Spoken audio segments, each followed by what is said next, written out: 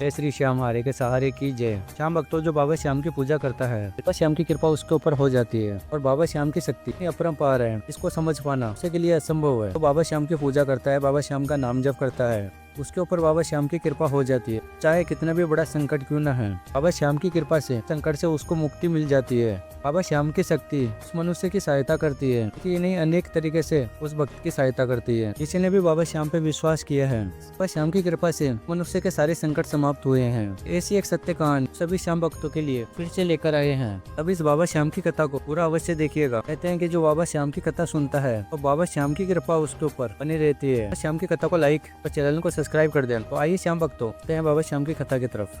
यह सत्य कहानी है निशा जी की। आगे निशा जी कहते हैं, हम 4 बहनें हैं, 3 बहनों की शादी हो गई थी, सबसे छोटी थी। आगे निशा जी कहते हैं, मेरी माँ का देहांत हो गया था बचपन में ही और फिर मेरे पापा ने दूसरी शादी कर ली थी। तो जो मेरी नई माँ थी, मेरी सौतेली माँ थी, वह ना तो मेरी बहनों को ना मेरे को पसंद भी नहीं करती थी।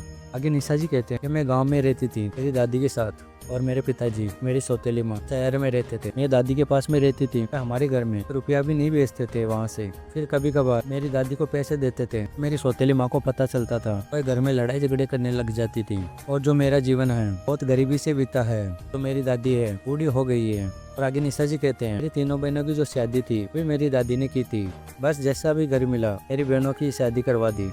ये निशा जी कहते हैं, मेरी सौतेली माँ भी मेरे पिताजी को काम में नहीं आने देती थी। पर मेरे पिताजी ऐसे नहीं थे, मेरी देख रेख करने के लिए इतनी शादी करी थी, पर ऐसा हुआ नहीं। वह सौतेली माँ शादी करके आई थी, घर में लड़ाई झगड़ा करने लग गई थी। मेरी बहन से बिल्कुल ही प्यार नहीं करती थी, बस लड़ाई झगड़ा ही करती थी। हम चारों बहनें किसी के खेत में काम करने के लिए जाती थी, यहाँ तक कि किसी का गेहूं काटना, किसी का सरसों काटना, जैसे तैसे करके हमारा घर का खर्च चलाती थी। इतनी हम लोगों ने गरीबी देखी है। मेरी सहेली ने कहा कि तुम इतनी गरीबी में जी रही हो, इससे अच्छा कि कुछ काम भी कर लिया करो। तुमको बताती हूँ, पार्लर में काम करना है, पे काम करने लग जाओ। फिर आगे निशा जी कहते हैं, मैंने सहेली के कहने पर पार्लर में काम करने लगी। वहाँ पर मेरे को 3000 रुपये मिलते थे। फिर एक दिन मेरी सौतेली माँ का फोन आता है। वह कहती है कि निशा तुम्हारे पापा को लकवा मार दिया है। फिर मैं ये बात सुनकर काफी ज्यादा घबरा गई। फिर मैं और मेरी दादी हम शहर में पहुंच गए थे। हम वहाँ पर पहुंच गए। आगे निशा जी कहते हैं, जब हम वहाँ पर देखे थे कि जब पापा को देखा, मैंने देखा कि वह तो ना तो उठ पा रहे हैं और ना चल पा रहे हैं। यह देखकर बहुत परेशान हुए हम। आगे निशा जी कहते हैं, मेरी सौतेली माँ ने कहा को अपने साथ में लेके जाना, मैं इसको यहाँ पे नहीं रखूंगी। मेरे पापा के लिए बोला कि यहाँ से लेके चले जाओ, गांव में लेके चले जाओ, यहाँ पर ही रहूंगी, अकेली जीऊंगी, पर इनके साथ में नहीं रहूंगी। मेरी सौतेली माँ ने कहा। आगे निशा जी कहते हैं, तो मेरे पिताजी को दवाई दी थी डॉक्टर ने। दवाई मैं समय से खिलाने लगी मेरे पिताजी को। डॉक्टर कहते हैं कि बीपी हाई हो गया, कि दिमाग की नस दब गई थी, का एक तरफ का हिस्सा काम नहीं कर रहा है। ऐसा उस डॉक्टर ने कहा। मैं उनकी देख रेख करती थी घर पर ही, लेकिन जो मेरी माँ थी एक बार भी फोन कर नहीं पूछती थी हालचाल। और जब मेरे पिताजी थोड़े बहुत बोलने लग गए थे, मेरे पिताजी ने कहा कि तो मेरा बीपी बढ़ा था इस औरत की वजह से ही बढ़ा था, क्योंकि ये औरत दूसरे के चक्कर में लग गई थी, बहुत लड़ाई झगड़ा किया था उससे, इसलिए मेरा बीपी बढ़ गया। और जो भी मेरे पिताजी से मिलने के लिए आते थे, कोई न कोई उपाय बता कर जाते थे इससे ठीक होने का। फर्क नजर नहीं आता था, वह उपाय बताते थे जैसा हम करते थे, पर फर्क नहीं आ रहा था थोड़ा बहुत भी नजर, यही सोचते रहते थे। फिर आगे निशा जी कहते हैं कि देखते देखते 6 महीने बीत चुके थे, तबीयत में सुधार नजर नहीं आ रहा था।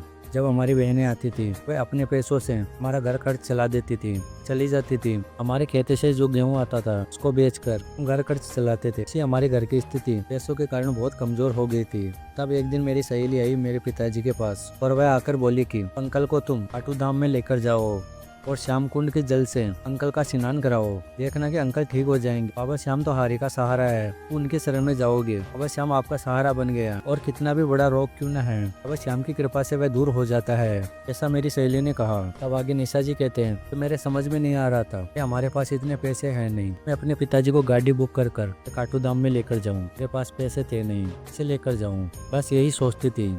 फिर एक दिन मैं फ़ोन चला रही थी, श्याम नाम के चमत्कार की वीडियो आई थी, आपके चैनल की वीडियो आई थी। मैंने वह देखा और मैंने देखकर मेरे को विश्वास हो गया कि श्याम नाम जो करता है, चाहे वह खाटू धाम नहीं जा पा रहा है, और श्याम के नाम में इतनी ताकत है, हर मनुष्य के संकट को समाप्त कर देती है। मैंने भी सोचा कि मैं भी बाबा श्याम का नाम जप करूंगी, और मैं अगले दिन से नाम जप मैंने शुरू कर दिया। क्या चलते फिरते नाम जप चल रहा था और 2 महीने मेरे को नाम जप करते हुए हो रहे थे। मेरे को बाबा श्याम के दर्शन भी हुए और नाम जप की कृपा ऐसी हुई कि धीरे धीरे मेरी पापा की तबीयत में सुधार होना शुरू हो गया। मेरा बाबा श्याम के ऊपर विश्वास इतना हो गया, हाथ पैर को हिलाने लग गए थे, धीरे धीरे हिलाने लग गए थे। अब मैंने ये देखा कि मंदिर में बाबा श्याम के सामने जाकर मैं बाबा श्याम को इतना धन्यवाद किया। बाबा श्याम, आज आपकी कृपा से पापा हाथ पैर हिलाने लग गए हैं, सच में हारे के सहारे हो। इतना बाबा श्याम को मैंने धन्यवाद किया।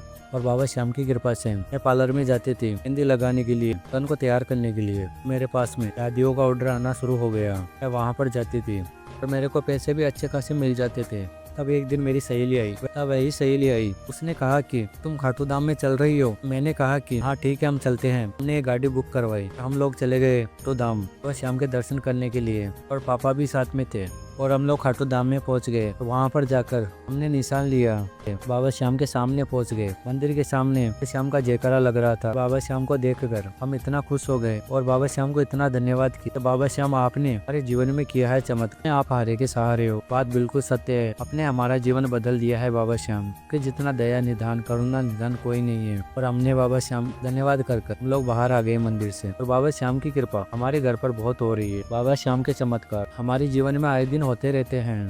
हम जिस भी कार्य के बारे में सोचते हैं वह कार्य बाबा श्याम की कृपा से पूरा हो जाता है। मैं सभी श्याम भक्तों को बस यही कहना चाहता हूँ, सच्चे मन से बाबा श्याम का नाम जप करिए, श्याम के ऊपर विश्वास बना के रखिए। आपके कितने भी बड़े दुख क्यों ना है, बाबा श्याम की कृपा से दूर हो जाते हैं। तो श्याम प्रेमी, आज हमने सुनाया निशा जी की सत्य का। अच्छे श्याम भक्तों के नाते बाबा श्याम के लिए इसे लाइक कर देना। अगर आप नए आए हो इस चैनल पे तो चैनल को सब्सक्राइब करके और भी श्याम भक्तों के साथ में इस बाबा श्याम की महिमा को शेयर करना। हम भक्त मिलते हैं अगली वीडियो में। बाबा श्याम की कृपा आपके ऊपर और आपके परिवार के ऊपर हमेशा के लिए बनी रहे। श्री श्याम हारे के सहारे की जय।